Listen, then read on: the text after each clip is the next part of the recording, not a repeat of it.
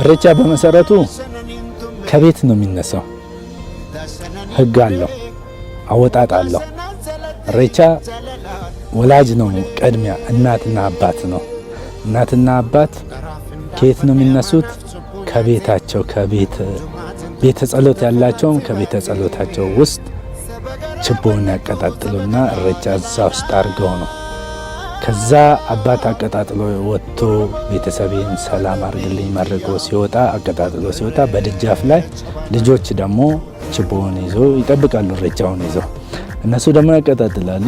ከዛ በኋላ አባትና እናትን ተከትለው ልጆች ይዞ ይወጣሉ። በደጃፍ ላይ ደግሞ ሙሉ ቤተሰብ በዙሪያው በአካባቢው ያሉት ጎረቤት በጋራ ነው። እሱ ከደጃፍ ውጪ ነው። ያ ነው። ከዛ ስርዓቱ ኢሬቻ መልካ ደግሞ የሀገር ነው። ያዋቅ ጭልማ ገረ ኢፋት ልባስቴ ብራ ቦቃት ልባስቴ ገለንሲ ያገው ማቲ ዳይማ ኬኛ ሁንዳ ሰሳቤ ገለጥ ቄሲስቴ ገለንሲ ያገው ቀንደርቤ ገለታ።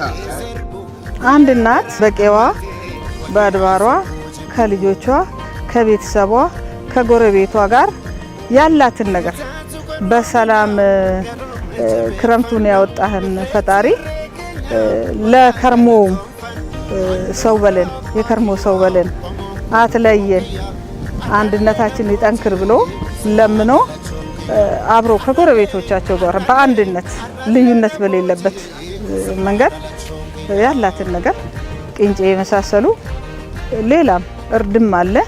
ይሄንን አድርጎ ከጎረቤት ጋር ይቋደሳሉ።